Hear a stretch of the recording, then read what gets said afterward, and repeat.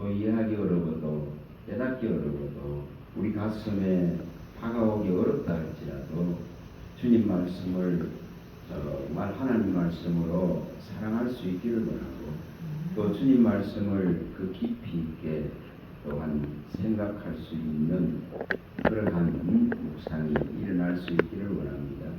하나님이 도와주시고 이 시간도 말씀하여 주시옵소서. 우리 주 예수 그리스도 이름으로 감사하며 기도합니다. 아멘. 방금 저게 책에 보니까 그 서두에 이렇게 말이 나오거든요. 우리가 이렇게 읽어갑니다. 성경을 읽어갑니다. 근데 거기 저분이 저 목사님이 이게 읽어가다가 뭐가 일어나냐면 머물러야 돼요. 다시 말하면 멈춰야 돼요. 읽어가는 개념으로 가지고는 한계가 있는 거죠. 어떻게 하면은 이 깊이와 넓이와 높이와 길이를 알 것인가 이거죠.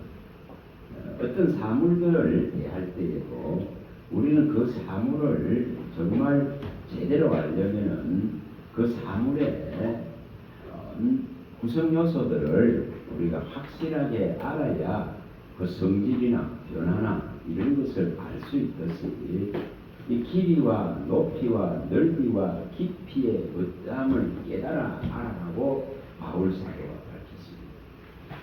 그래서 참 잠깐 봤지만 이해하기 어렵더라도 하나님 말씀을 이해하려고 하는 거 알려고 하는 이 개념이 아니라 말씀을 사랑하는 개념으로 바꿔라.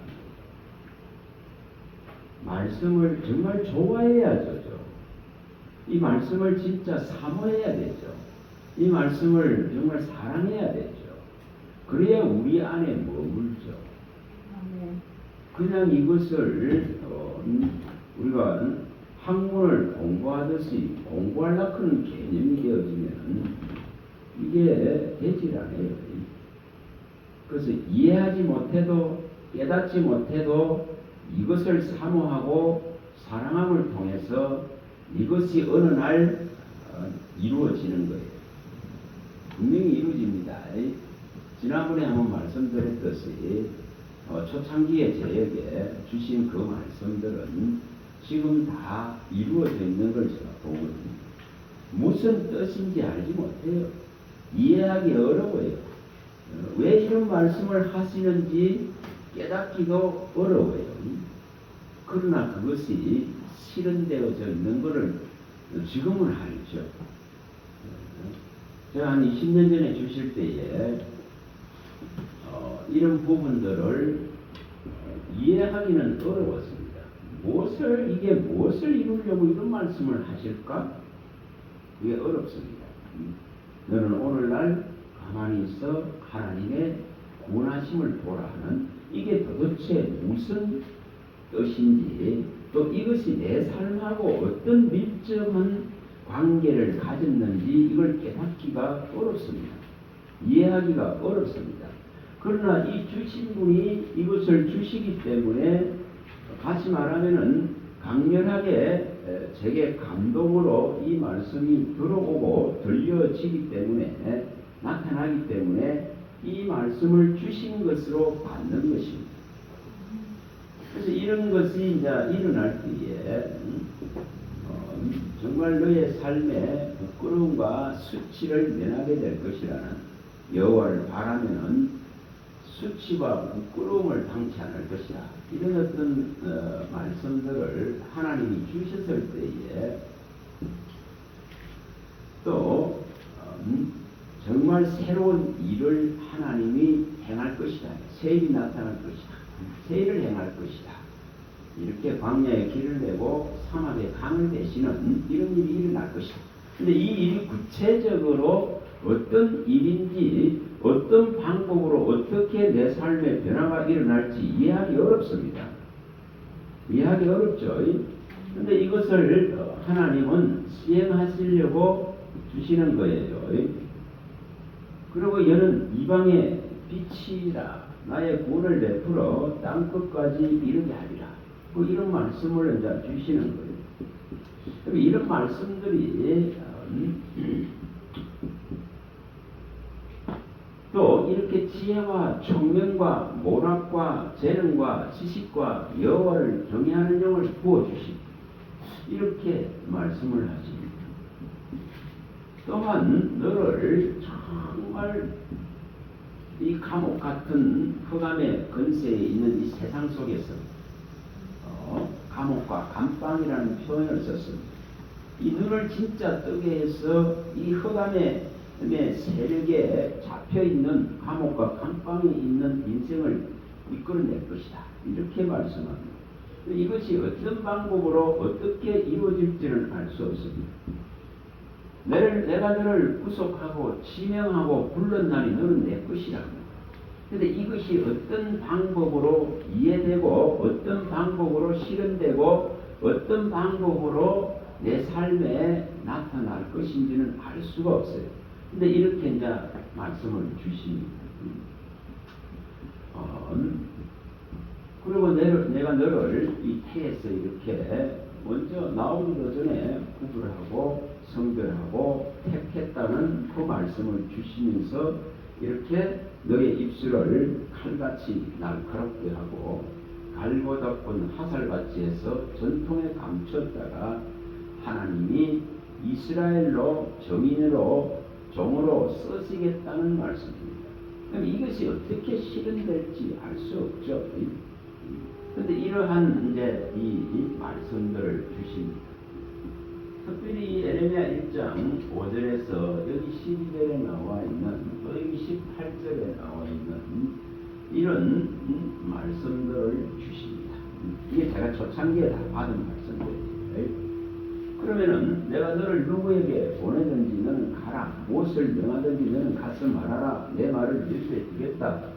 이 복음이라 하는 걸 가지고 정말 잘못된 것들은 파멸하고 파괴하고 멸절시키고 복음의 능력을 가지고 건설하고 세우는 데에 너를 견고한 성읍으로 쇠기둥같이 녹성벽이 되게 해서 하나님께서 쓰겠다 이 말이죠. 근데 이것이 대적이 너를 치나 너를 이기지 못할 것이고 내가 너와 함께 너를 구원하겠다. 이런 수많은 말씀들을 계속 주셨어요. 그럼 이러한 것들이 어떤 방법으로 어떻게 실현될지는 진짜 모르는 거예요. 알 수가 없습니다.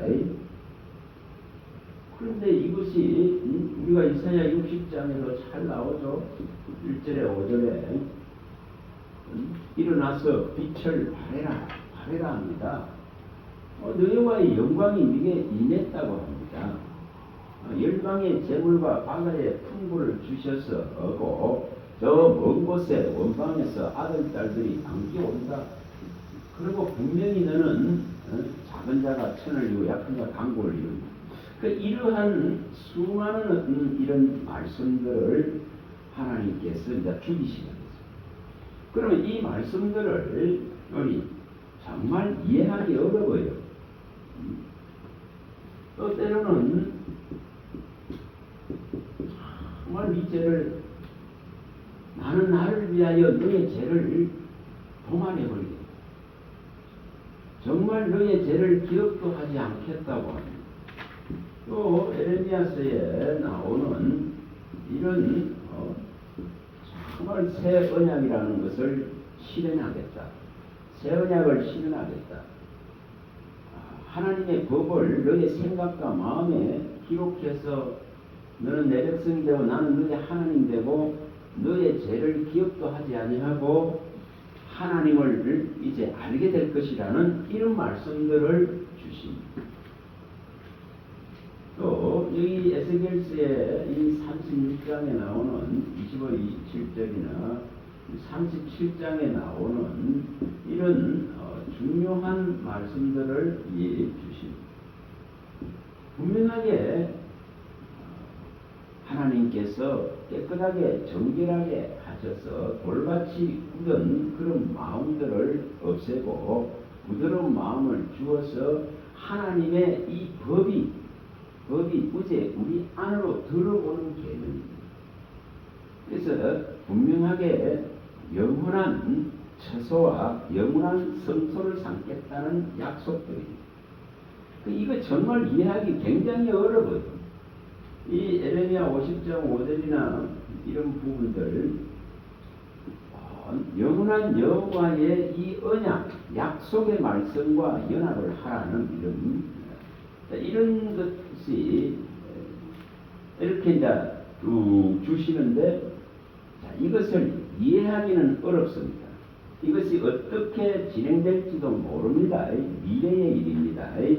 그런데 분명하게 하나님은 말씀을 먼저 주시고 말씀대로 이루시려 하는 분이십니다. 그 말씀을 먼저 주시는 거예요. 우리가 아모스에 많이 봤습니다. 3장 7절이 8절이나 또 에스겔서의 17장 24절에 주님은 말씀하고 이루시는 분입니다. 말씀하지 않고는 이루시는 게 없습니다. 그래서 종들에게 나 여호와는 말하고 이룬다고 말씀합니다. 그래서 우리에게 말씀을 먼저 마저 이렇게 던지시는 것입니다. 이 말씀을 이렇게 나타내시는 것입니다. 그 말씀을 이렇게 보여주시는 것입니다. 말씀을 우리가 또 마저 듣게 하십니다. 또 말씀을 많은 말씀 중에서 발견하게 하죠. 이러한 것들을 통해서 이제 이것을 받았을 때에 이것을 잊어버리지 않는다면 가장 관건은 뭐냐면 이것을 받았는데도 불구하고 이것을 잊어버리죠. 이것을 망각해버리죠. 이렇게 되어지면 들은 것이 주님이 가르친 교훈이 주님이 정말 나타낸 것이 효력이 나타나지 않습니다. 가장 큰 문제가 이제 이 문제입니다. 왜 제가 이 누가복음 8장 11절이나 12절 이 부분을 강조하느냐 하면 거룩한 씨는 하나님의 말씀입니다. 근데 이 말씀이 마음에 뿌려지지만은 주님이 가르치고 주님이 보이려고 그 교훈하시려고 주님이 성령을 보내서 애를 쓰십니다. 그러나 이것을 영생 얻을 말씀을 마음에서 다 뺏기는 것이 가장 큰 문제입니다. 나중에는 아무것도 남지 않습니다. 다 뺏겨버린다고 말씀했습니다. 전부 다 뺏겨버리는 문제가 됩니다. 그래서 이것이 이런 어떤 말씀들을 듣게 했을 때에 주셨을 때에 어떻게 마음에 저장할 것인가 이거예요. 그럼 방법은 정말 간단합니다. 이게 어려운 방법이 아닙니다. 주신 것을 정말 마음에 두고 계속 뭐 하면 됩니까? 주신 것만 가지고 묵상하고 주신 것만 가지고 기도하는 이 방법을 쓰면 해결됩니다. 그러면 이게 떠나겠어요? 이것을 생활의 염려에 뺏기겠어요? 아니에요. 이것을 안 할 뿐이에요. 주신 이 믿음으로 하나님께서 나를 교훈하고 가르쳐서 주시는 말씀을 뭐 해버리면은 등한히 여기기 때문에 이 말씀이 떠나버리는 거예요. 등한히 여긴다. 분명히 그렇게 밝혔습니다. 주신 이 구원을 우리가 등한히 여겨봐 보세요. 말씀으로 나를 구원하시는데 그 주신 구원을 등한히 여기면은 홀로서 떠내려가느니라. 히브리서 2장에 밝혔습니다. 2장 1절에 3절에 주신 이 말씀을 등한히 여기다 보세요. 이 구원이라는 걸 등한히 여겨봐 보세요. 그러면 홀로 떠내려가지 뭐 흙탕물에 제약의 탕류에 다 밀려서 떠내려갈 수밖에 없죠. 그런데 이것을 바꿔야 되는 문제가 이것은 히브리서에서 밝히는 이 4장 1, 3절로 바꿔야 됩니다. 이 지금 진짜 말씀을 우리의 이 믿음을 정말 말씀과 결부를 시켜서 안식에서 떨어져 나가지 않도록 하는 신앙이 됩니다. 근데 분명하게 믿음과 말씀이 결부되지 아니하면은 이 안식에서 떨어져 나갑니다. 안식에 들어가지 못해. 하나님의 세계, 하나님의 생명 안으로, 그의 나라 안으로, 그의 영생 안으로, 그 무궁한 세계 안으로 못 들어가는 게 문제죠. 그래서 성경은 분명하게 이렇게 명백하게 이것을 밝혀놨습니다. 분명히 하나님은 말씀이신데 이 말씀이 내 안에 있지 않다는 것은 하나님을 뭐한댔죠? 사랑하지 않는 것이요. 하나님이 말씀이 너희 안에 머물 수가 없는 것은 너는 내게 속하지 않았기 때문에라는 이 명백한 말씀을 쓰십니다. 내 양은 내 음성을 듣고 들은 또한 말씀을 마음에 두물해서 항상 아들과 또 하나님과 함께 간다고 했습니다. 근데 이것이 일어나도록 해야 됩니다. 정말 이것을 일으켜야 됩니다. 주님은 분명하게 이 말씀을 받지 않으면은 분명히 뭐가 된다 했죠? 말씀이 너를 심판한다 했습니다. 이 말을 받지 않으면, 이 말씀을 안 받으면, 받지 않는 자는 마지막 날에 그 말씀이 그를 심판한다고 분명하게 요한복음 12장 48절에서 밝혔습니다. 예수님이 직접 밝혔습니다. 내 말을 받지 않는 자는 분명히 그 말이 마지막 날에 분명히 그를 심판합니다. 그래서 이 말씀을 어떻게 받을 것인가 하는, 그리고 이 받은 것을 어떻게 마음에 기록하고 뺏기지 않을 것인가, 이것을 항상 생각하셔야 돼요. 아주 성경은 있잖아요. 뭐합니까? 세밀합니다. 아주 이게 세세합니다. 아주 정밀합니다. 아주 정확하고 확실합니다. 그리고 정직하고 정결하고 순결하고 완전합니다. 그게 하나님의 말씀이라 했습니다. 근데 이것이 효력이 나타나려고 그러면은 분명히 이 말씀이 하나님인 것을 인정해야 되죠. 부모가 말씀하는데 그 부모의 말씀을 무시하고 멸시해 봐보세요. 어떻게 됩니까? 그와 같이 우리가 하나님을 섬기고 하나님을 알아가는 과정, 믿어가는 과정 속에서 말씀이라는 것이 없이는 믿음이 일으킬 수도 없고 성립될 수도 없고 믿음으로서 한 발짝도 나갈 수가 없어요. 그래서 이 말씀을 생명의 빛이라 하는 겁니다. 그래서 이것을 이루셔야 됩니다. 이것을 이루어야 정말 이 본질 안으로 들어갈 수가 있습니다. 그래서 말씀을 저기도 아까 기록해놨어요.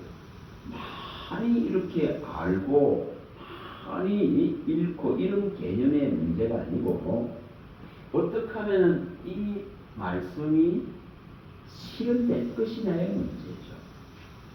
그러면은 이 말씀을 주셨을 때에 이 말씀을 마귀에게 내어주지 않고 생활의 염려에 뺏기지 아니하고 이 세상에 뺏기지 아니하고 어떻게 이것을 하나님으로 우리 주 예수 그리스도의 피와 살로서 받아서 이 말씀으로 살아내느냐의 문제거든요.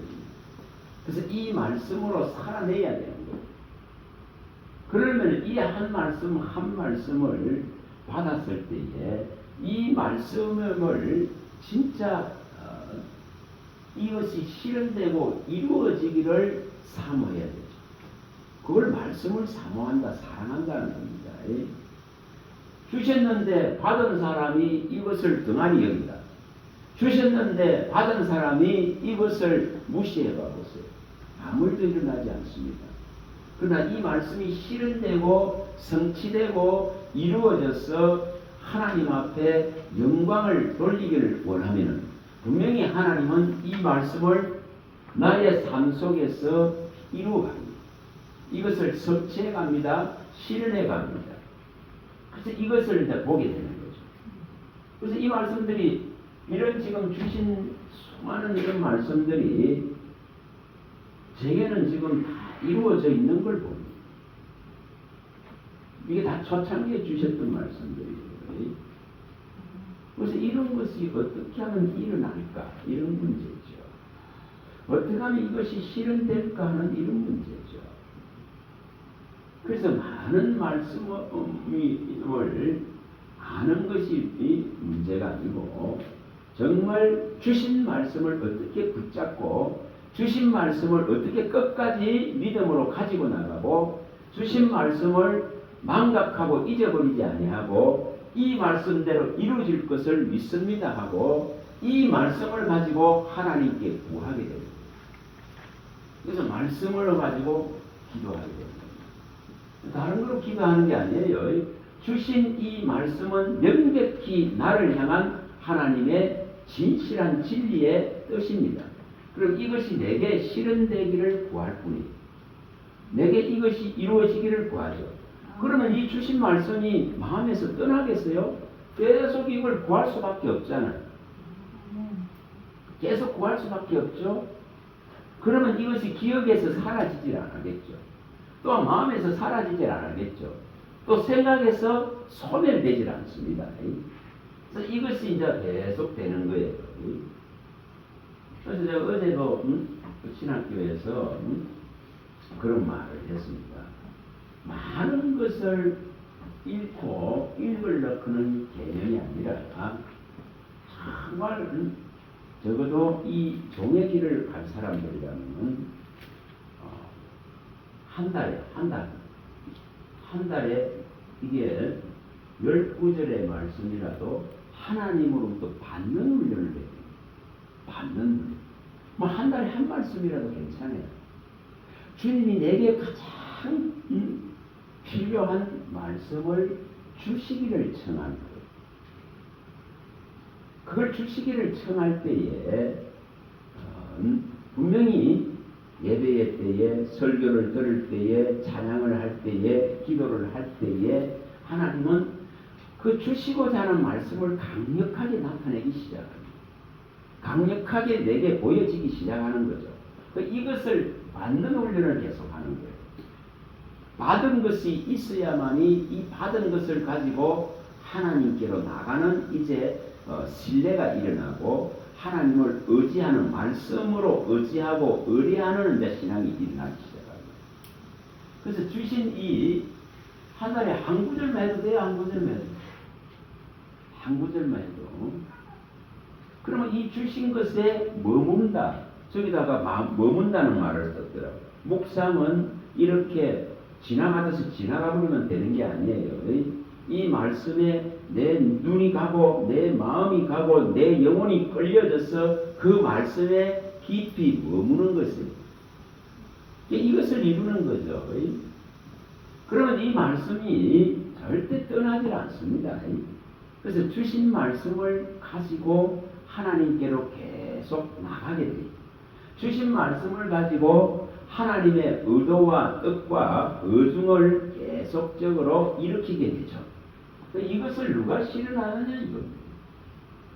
오늘날 이것을 실현하지 않기 때문에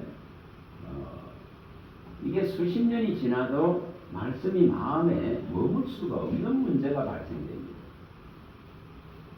그래서 이걸 한번 간단하게 한번 생각해 보세요. 한 달에 19절을 주님이 주신다. 그러면 19절을 1년 하면은 129절이 되겠죠? 뭐 10년 했다고 하면 생각해 보세요. 1209절이 남겠죠? 자, 30년을 한번 해봐 보세요. 3609절이 남겠죠? 그럼 성경이 안 보이겠어요? 이 개념이 이게 아주 문제는 이런 시작을 열지 않는다는 문제죠.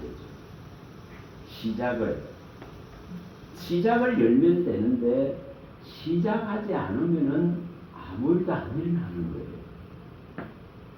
그래서 이 마음 안에는 아니 하나님을 사랑하는데 하나님을 사모하는데 하나님을 믿는데 그리스도의 이름을 믿는데 그의 말씀은 여기 있지 않는 문제가 발생됩니다.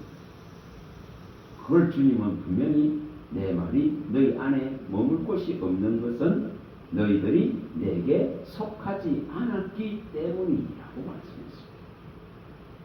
말씀했습니다. 참 어떻게 해석해야 됩니까? 요한복음 8장 37절, 47절 이걸 어떻게 해석할 것인가? 이걸 어떻게 해석할 것인가? 요한일서 2장 24절을 어떻게 해석할 것인가? 내가 내 음성을 듣고 그 음성을 따라서 신앙합니다. 그 음성을 따라서 천국길을 갑니다. 그 음성을 따라서 나그네 삶의 모든 외로움과 공고함, 고독함들을 이겨나고 인생의 절망들을 이겨나갑니다. 근데 이렇게 내 양은 내 음성을 듣는다고 했는데 들은 것이 없기 때문에 방황하게 됩니다. 내 양은 내 음성을 듣느니라. 진짜 주님의 양은 처음부터 들은 것을 마음에 두게 되기 때문에 아들과 아버지 안에 있느니라. 근데 너희들은 이스라엘 장자로 선택받은 이스라엘 너희들은 내 말이 너희 이 마음에 있을 곳이 없다. 마음을 꿈에 머물 곳이 없다는 거예요. 그렇기 때문에 너희들은 내게 속하지 않았다. 이렇게 말합니다. 이스라엘 세상에는 속했겠죠. 이스라엘 나라를 선택하셨으니까. 그러나 분명히 주님은 말씀이 머물 곳이 없다면 너희는 내게 이제 속하지 않았다. 이렇게 밝혔습니다. 왜 이렇게 밝혔습니까? 주님이 이제 오셨기 때문에 말씀을 받아야만이 세상에 속하지 않는 자가 된다 했습니다. 말씀을 받아야 세상에 속하지 않는다고 밝혔습니다. 아버지로부터 받은 말씀을 예수 그리스도가 제자들에게 가르쳐주고 주셨을 때에 그 말씀을 진짜 받은 자는 내가 세상에 속하지 않는 같이 너희도 이제 세상 나라 이스라엘이라는 나라에 속한 자가 아니다는 거죠. 어디에 속했다? 하나님 나라에 속했다고 밝혔습니다. 자, 이게 이제 이것을 우리가 무시해서는 안 됩니다. 분명하게 하나님은 말씀하고 나서 이루려고 합니다. 그런데 수많은 거룩한 씨앗의 말씀을 주님이 우리에게 던집니다. 그러나 이 영생을 얻을 말씀이 마음에 저장이 안 되기 때문에 전부 다 영생을 얻을, 구원을 얻을 영원한 생명을 줄 말씀을 다 마음에서 마귀가 와서 다 빼앗아 가버립니다. 그러면 이 말씀을 받지 않기 때문에 마지막 날에 이 말씀이 그를 심판한다고 이렇게 밝혔습니다. 이런 것을 종합해보면 이해가 다 돼요. 어느 한 말씀 갖고는 이해하기 어려운 것이, 그리고 분명하게 너희가 받은 이 구원을 진짜로 등한히 여기면은 너희는 홀로 떠내려간다고 밝혔습니다. 그리고 반드시 안식의 약속을 받았다 할지라도 안식에 들어가지 못하는 것은 말씀과 믿음과 말씀이 결부되지 않기 때문이라고 밝힙니다. 그럼 반드시 말씀을 믿는 믿음이 되어야 되는 것을 말합니다. 말씀을 전적으로 사모하고 사랑하고 말씀을 의뢰하고 의지하는 신앙이 되어야 되는 것을 밝힙니다. 그래야 내 안식에 들어온다, 흘러 떠내려가지 않는다, 이렇게 밝혔습니다. 그래서 분명하게 말씀이 우리 안에 있어야만이 주님의 양이라 하는 걸 밝힙니다. 그리고 이것은 또 요한 1서에서 4장 5, 6절에서도 명백하게 밝히듯이 정말 그리스도의 영이 있는 자는 그 말씀을 뭐 하는 거죠? 듣는 자라 그런 표현을 썼습니다. 그걸 그리스도의 영이 있다고 합니다. 그러나 세상 소리에 귀가 밝은 자는 즉 그리스도의 영이 그에게 있다고 말합니다. 이렇게 분명하게 밝혔습니다. 그래서 말씀을 제자들에게 주셨을 때에 이제 내가 세상에 속하지 않는 같이 말씀을 받은 자는 이제 세상에 속하지 아니했다고 밝혔습니다. 이게 얼마나 중요한가를 말하는 거죠. 말씀이 과연 어디에 있는가를 가지고 이렇게 주님은 양이냐 염소냐를 분별하는 방식입니다. 그래서 말씀이 마음에 있는 자는 뭐가 일어나죠? 이 말씀대로 나중에 하나님이 바꾸고 변화시키고 새롭게 빚어내기를 시작합니다. 말씀이라 그런 이 명백한 살리는 재료가 없이는 변화라 그런 것은 추구할 수가 없습니다. 그래서 안 변하는 거예요. 안 변하는데 안 변하는 까닭은 말씀이 없으니까. 그래서 이것을 어떻게 해석할 것이냐 그러니 이게 어려운 거 아닙니다.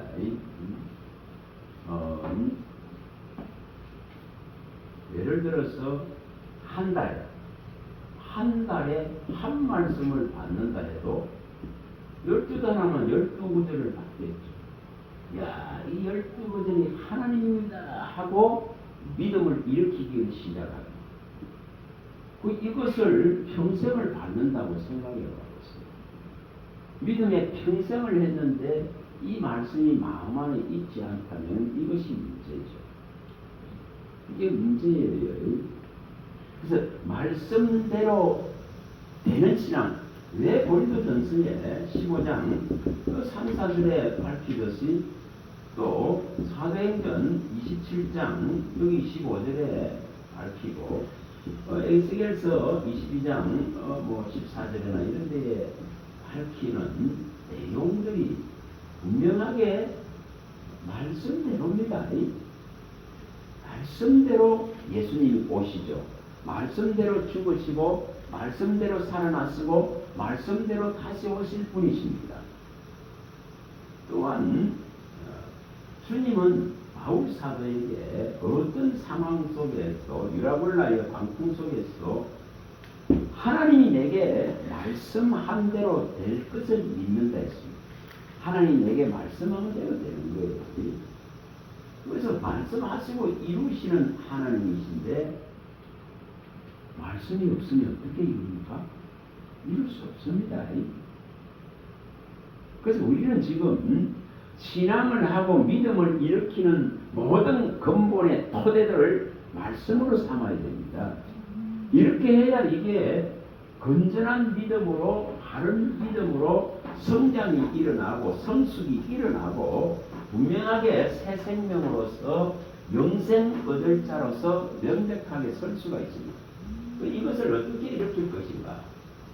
분명히 이것을 깊이 생각하셔야 됩니다. 그래서 적어도 제가 어제 사역자가 되려고 그러면 적어도 사역자 정도는 정말 10구절이라도 한 달에 받도록 하고 그래서 이걸 자꾸 받는 훈련을 하고 그 받은 것을 뺏기지 않도록 하고 그리고 뺏기지 않는 방법이 말씀으로 뭐 하는 거죠? 생각하는 거죠. 사고력을 갖다가 사고력을 이 말씀으로 채우는 방법이에요. 그걸 이게 묵상이라 하는 개념이고 이 묵상이라는 개념이 이 삶을 뭐 하죠? 완전히 나중에 변화시킵니다. 미미하게 아주 작게 이렇게 변화를 일으켜 나갑니다. 그러나 어느 날 보면은 진짜 하나님의 말씀을 사랑하고 정말 그 말씀 안에서 존재하고 말씀 안에서 살아가는 것을 보게 됩니다. 그래서 말씀이 없이는 살 수가 없다는 걸 이제 알게 됩니다. 그걸 하나님 안에 살아가는 존재성의 모습입니다. 너희가 내 안에 내 말이 너희 안에 있을 때에 주님과 이루어진 이 명백한 사랑하는 사모함의 관계죠. 그래서 이런 고백들이 일어날 수밖에 없습니다. 10편 7편 65절에 이 땅에서는 진짜 사모할 자가 정말 하나님밖에 없습니다. 이렇게 됩니다. 이 땅에서는 하나님밖에 없다. 그걸 말씀이라는 거예요. 하나님 있고 말씀입니다. 이것이 이제 일어나는 거죠.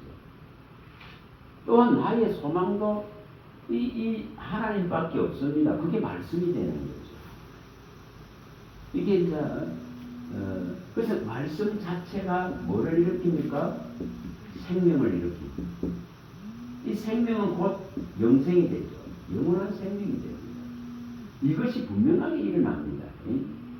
그래서 말씀이라 그런 이 생수를 어떻게 믿음으로 넘치게 할 것인가, 이게 가장 큰 관건이에요.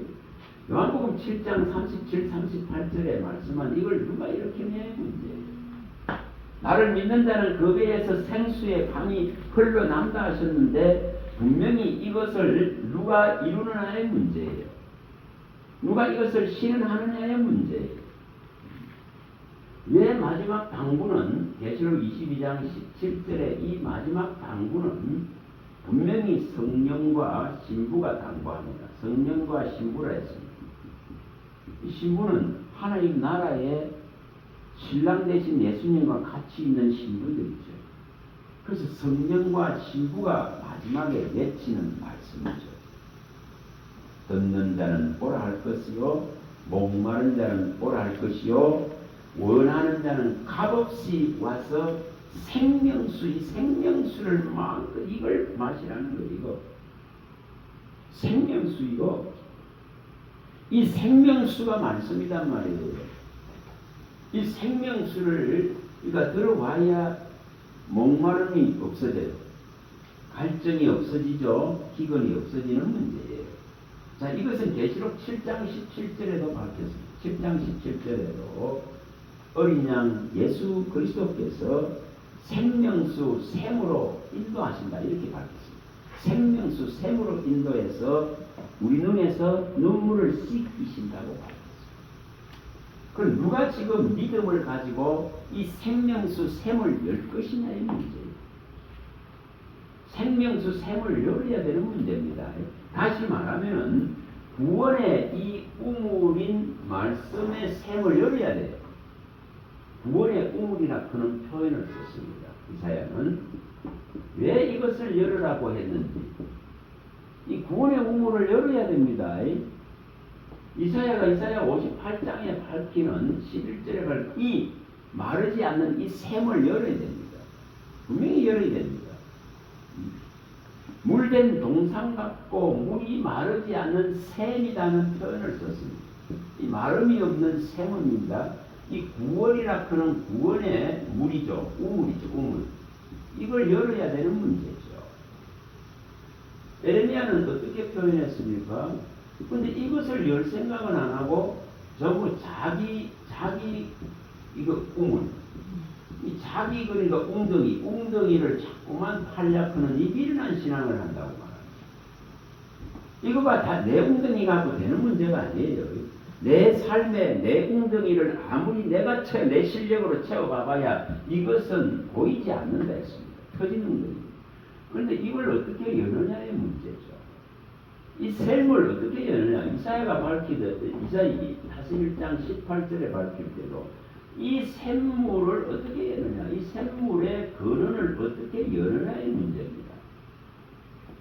근데 이것을 마음에 두는 자가 정말 드물어요. 왜 이게 안 될까? 이게 마음에 두고 이것을 실현하는 자는 참 찾기가 참 어렵다. 왜 주님은 시편에도 분명히 이 36편에서도 분명하게 밝혔습니다. 이걸 열어야 됩니다. 하나님의 강물을 열어야 됩니다. 이 마름이 없는 강물이라 하는 걸 열어야 됩니다. 그래야 생명의 빛이, 원천의 빛이 들어옵니다. 시편 65편에도 잘 밝히죠. 이걸 열어야 됩니다. 하늘의 강을 열어야 됩니다. 하늘의 이 강이 내게로 오도록 열어야 되는 문제죠. 왜 성경은 이런 것을 이렇게 밝힐까? 또 에레미야서에 밝히듯이 17장 7, 8절에 밝히듯이 어떻게 하면은 나의 모든 관심, 다시 말하면은 내가 만약에 나무라면은 내 나무는 이 뿌리가 어디를 향해? 강변을 향해 있다. 이렇게 밝혔어요. 강변을 향해. 뿌리가 강변을 향해. 그러면 더위가 오고 가뭄이 와도 아무 상관이 없다고 밝힙니다. 그러면 나의 모든 관심이 이 생수를 향해야 됩니다. 이 샘물로 향해야 됩니다. 이 구원의 물로 향해야 되죠. 나의 모든 뿌리가, 나의 모든 기초가, 나의 모든 근간이, 나의 모든 생각이 이걸로 향해야 되는, 하나님의 생수로 향해야 되는 문제죠. 누가 이걸 실현하느냐의 문제입니다. 왜 에스겔서에서도 이것을 밝힐 때에 이 지금 정말 성전에서 나오는 이 물이 우리의 삶에 창일해야 됩니다. 창일. 넘쳐야 되는 걸 넘쳐야 되는 걸 말씀하죠. 넘쳐야 뭐가 끝납니까? 이게 끝난다고. 죽음. 이 죽음의 세력을 잡은 이 마귀라 그는 이놈이 더 이상 작용을 못해요. 그래서 이 성소로부터 동서남북으로 나오는 이 진짜 생수가 내 삶에, 내 믿음에 참이하게 넘칠 때에 이 지금 죽음이 끝나는 걸 보여줍니다. 이것을 어떻게 이루느냐는 거죠. 이사야가 호세아서도 잘 나오죠. 호세아 14장에 이 6절에서 9절에도 이것이 나올 겁니다. 정말 이 어떻게 하면은 이 물이 우리 삶 안으로 어떻게 하면 이 물이 들어올 것이냐의 문제예요. 그래서 요한복음 4장 14절이 일어나 버리면 해결이 나죠. 내가 주는 물을 먹는 자, 주님이 주는 물을 먹는 자는 영원히 목마르다. 그 주는 물이 바로 말씀입니다. 그래서 아버지로부터 받은 이 말씀을 내가 너희에게 준다고 말했습니다. 근데 이 물을, 이 생명수를 먹으려 하지 않기 때문에 이게 고달퍼요, 고달퍼. 이렇게 성경은 이렇게 명백하게 다 밝혀놨습니다. 그리고 죽음이 이제 끝난다고 밝히는데, 이 죽음이, 이런 것이 이제 일어나면 있죠. 죽음의 문제가 명백하게 해결되는 것을 성경은 다 밝혔습니다. 이사야서에 25장 8절에 분명히 이제 이렇게 말씀했습니다. 나중에 한번 전부 한번 보겠습니다. 25장 8절에 사망을 영원이라는 표현을 썼습니다. 이 사망이라는 표현, 이것을 영원히 멸한다. 영원히 멸한다는 표현을 썼습니다. 멸한다. 영원히 멸해버린다. 우리의 믿음 속에서 이것이 일어나야 되겠죠. 사망이 영원히 멸해지고 눈에서 뭡니까? 눈에서 눈물이 씻기지. 이 슬픔이 진짜로 떠나가는 이 과정을 설명했습니다. 사망이 영원히 멸해지면은 너희들의 눈에서 눈물이 씻겨지고 정말 슬픔이 끝나버립니다. 구원이라 그는 명백한 이 사망을 이긴 우리 주 예수 그리스도의 이 능력이 들어와서 슬픔이 끝난다. 이걸 이제 밝힙니다.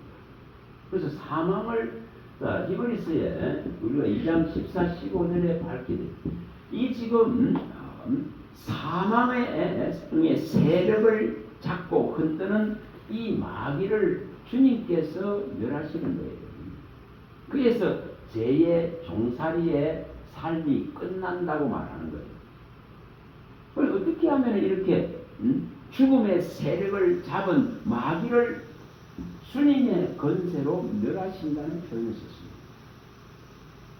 그래서 이것을 마태복음 28장 6절에 이룬 것을 보여줍니다. 무덤에서 살아나셨죠. 마가복음에도 16장 6절에도 죽음에서 살아난 걸 보여줍니다. 누가복음에도 죽음에서 살아나신 걸 보여줍니다. 요한복음에도 죽음에서 진짜 살아나신 예수님을 보여줍니다. 명백하게 보여줍니다. 어떻게 이렇게 네 군데 이렇게 다 기록되어 있습니다. 그래서 우리는 우리의 신앙이 있죠. 죽을 것 같이 하는 신앙이 아니에요. 살아있는 자로서의 신앙이 되는 거예요. 이 죽음의 지배를 받지 않는 신앙이 되는 거죠. 죽음의 이 세력을 명백하게 이기신 우리 주 예수 그리스도를 믿기 때문에 죽음이 나를 지배할 수 없는 신앙이죠. 죽음이 나를 다스리는 것이 아니에요. 이것이 분명하게 일어납니다. 왜 요한일서에 3장 8절에 말씀하는데 마귀의 일을 멸하시러 오셨기 때문에 멸했다면 사도행전에 가면은 2장 23, 24절에 진짜 생명의 주를 죽였는데도 불구하고 이 세상에 정말 놓아주라 했는데 분명하게 빌라도가 놓아주라 했는데 이 인생들은 하나님을 믿는 인생들은 예수를 십자가에 못 박았지만은 그가 이 죽음에 매여 있을 수가 없었습니다. 그래서 그는 죽음을 육체의 썩음을 당하지 아니하고 무덤에서 나오신 분인 것을 명백하게 밝혔습니다. 자, 고린도전서에도 15장에서도 23, 14, 19절에 밝혔습니다. 또 26절에 다 밝혔습니다. 그리스도의 이 부활이 없으면 우리는 가장 불행한 신앙을 하고 있습니다. 불쌍하다 했죠. 또 그리스도가 죽은 자 가운데서 살아나지 않았다면 우리는 이 믿음은 헛것이라 그런 것을 밝혔습니다. 그리고 분명하게 이 사망 맨 나중에 멸망받을 놈 이 사망이 내렸다는 것을 봤습니다. 맨 나중에 멸망받을 것은 사망이니라. 자, 사망입니다. 또 디모데후서에서도 분명하게 많이 봤습니다. 10절에 예수 그리스도에 나타나신 것은 복음이고 복음으로서 사망을 패했다 이렇게 표현했습니다. 자, 사망이 패해지고 나서 우리에게 나타난 것이 생명과 썩지 아니할 것이다. 썩지 않음. 그래서 이 생명과 썩지 아니하는 것을 드러냈다고 밝혔습니다. 그래서 예수님이 썩지 않는 것을 보여주셨습니다. 육체의 썩음을 당치 않은 것을 보여주셨습니다. 이것을 이렇게 다 나타냈습니다. 그래서 우리의 신앙이 어디까지 가야 됩니까? 이렇게 죽음을 뛰어넘는 데까지 가야 됩니다. 우리의 믿음이 죽음의 문제를 완벽하게 해결하신 예수 그리스도를 주인으로 삼는 신앙까지 가야 됩니다. 그래야 죽음에 매이지 않습니다. 죽음의 두려움에 매이지 않습니다. 근데 성경은 이렇게 말해요. 두려워하는 자는 어디 빠진다 했습니까? 두려워하는 자는 지옥 유황불 속에 들어간다 했습니다. 계시록에 가면 21장이죠. 8절에 밝혀놨죠. 두려워하는 자는 유황불에 들어간다. 우리는 이 죽음이라는 것을 먼저 이걸 뛰어넘는 거예요. 이걸 두려워하지 않아야 돼요. 그걸 예수님이 전국적으로 십자가에 달려 죽으시고 보여주신 거예요. 그 무덤에 머물러 있을 수 없었고 그 육체의 썩음을 당치 않음을 보여주십니다. 이것이 전부 뭐로 이루어졌다는 거죠? 뭐로 이루어졌다는 겁니까? 이게 다 말씀으로 이루어졌다고 말합니다. 말씀으로 이루어졌다. 참 이게 근데 말씀 없이 신앙이 되겠습니까? 되지 않습니다. 그래서 모든 말씀을 들어야 산다. 모든 말씀을 정말 먹어야 산다. 모든 말씀을 가르치라. 모든 말씀을 또한 가르쳐서 지키게 하라. 이렇게 밝힌 이유가 그게 있습니다. 그래서 이 말씀은 알면 알수록 이거는 신비롭고 기이하고 놀라고 영광되고 어떻게 내 같은 사람에게 내게 이렇게 주십니까 할 정도로 이 말씀은 위대합니다. 이 말씀은 삶의 전부가 되는 거예요. 살아있는 목적이 되고 이유가 되고 살아가는 진짜 이유가 되는 거예요. 그래서 말씀이 없이는 살 수 없다는 걸 나중에 알게 돼요. 그게 말씀을 받은 결과가 되는 거죠. 그래서 주님과 함께 살아간다는 이것이 이제 일어나죠. 주님과 함께 살아가는 거예요. 살려놓으신 분과 함께 지금 가고 있는 이것이 이제 실제로 삶의 방식이 되죠. 그래서 살아서 같이 가는 개념이 되죠. 함께 가는 개념이 되죠. 임마누엘의 개념이 됩니다. 그리고 이 신앙은 있잖아요. 죽지 않는 신앙이 되죠. 그래서 죽지 않는다는 표현을 썼습니다. 내 말을 지킨 자는 죽음을 보지 않는다. 이렇게 밝혔습니다. 예수님이 말. 내 말을 지키는 자는, 진짜 내 말을 믿는 자는 죽음을 보지 않는다. 이렇게 밝혔습니다. 그래서 이제 이것이 이제 죽지 않는 방식이에요. 그래서 영원이라 하는 우리의 믿음은 결국은 이 영혼을 줄 수 있다는 거죠. 영원한 것을 줄 수 있다. 우리의 믿음은 진짜 이 영원한 것 속에 이제 이걸 한마디로 말하면 이제요, 바울 사자가 말하는 이 정말 은혜 아래 있는 삶입니다. 은혜 아래 있는 거죠. 은혜 아래. 은혜 아래 살아가는 모습들이죠. 은혜 아래. 그 은혜를 진짜 받은 자는 죽음을 넘었었죠. 만약에 은혜 되지 못하면 그는 죽는 거지. 근데 은혜는 이제 분명히 은혜가 안에서 긍휼과 자비를 입은 자는, 불쌍히 여김을 입은 자는 이렇게 영혼을 여는다. 이 영원한 세계를 여는 거죠. 영원한 세계. 다시 말해 영생을 얻은 자라고는 왜 영생을 얻었다고 말씀했겠어요?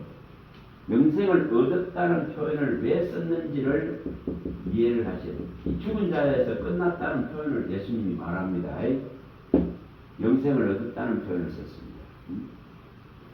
내 말을 듣고 나보낸 예수를 믿는 자는 심판에 이르지 아니하고 사망에서 생명으로 옮기고, 분명하게 죽은 자가 음성을 듣고 살아났다. 그는 살았다는 것을 분명히 밝혔습니다.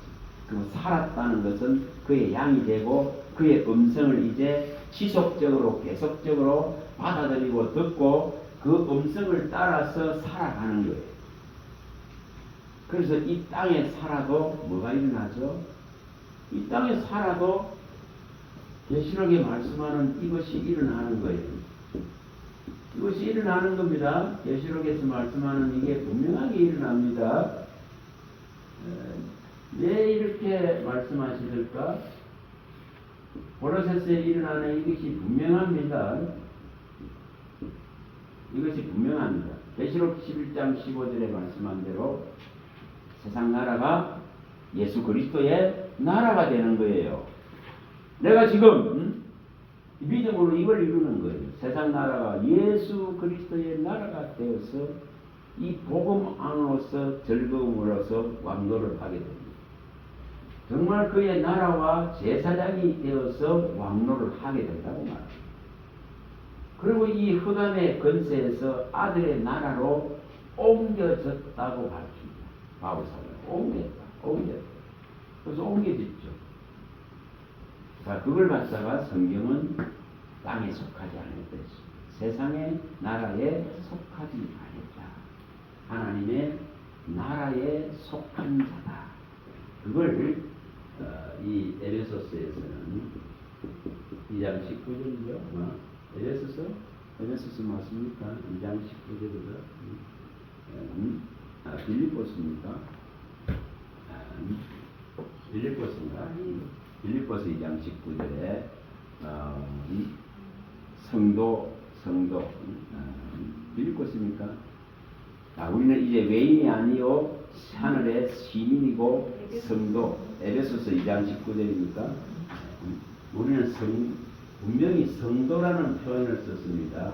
외인이 아니다. 이방인이 아닙니다. 성도가 하늘의 시민권자입니다. 시민권을 가진 자입니다.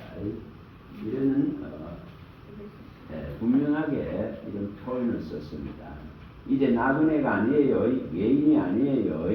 우리는 진짜 성도로 썼고 거룩한 무리로 쓰고 하늘의 시민권을 가진 자로 쓰고 하나님의 아들들로 썼습니다. 빛의 아들로 썼습니다. 그 빛 가운데 있다는 것은 곧 그의 나라 안에 이제 들어가 있다는 겁니다. 그의 나라와 그의 생명 안에 들어있는 것을 빛의 아들이라는 표현을 썼습니다. 데살로니가전서 5장 8절에 빛의 아들들이 다 됩니다. 에베소서 5장 8, 9절에 빛의 아들이죠. 빛의 아들, 빛의 아들입니다. 그래서 이건 세상에 속하지 않았다. 하나님 나라에 속했다. 성도가 되어졌다. 시민권을 받았다. 또 뭐라고 아들들이 되었다. 아들들이다. 이 아들의 신분을 얻었다고 밝힙니다. 자, 분명히 이렇게 성경은 명백하게 표현하고 있습니다. 얼마나 이 가치를 아느냐의 문제겠죠. 그래서 땅에 속한 자가 아니에요. 이 새로운 세계를 열어야 되는 겁니다. 죽음에 매여 있는 자가 아니에요. 죽음을 두려워하는 자가 아니에요. 죽어도 살겠고 그는 살아있는 자에 대해 쓰여있습니다. 이걸 어떻게 이루냐는 거예요. 자, 이제 이 설명을 다 들었고 이제 좀 쉬었다가 이 말씀을 이제 전부 한 번씩 이제 봅니다. 보는 봐야 돼요. 제 말이 아닙니다.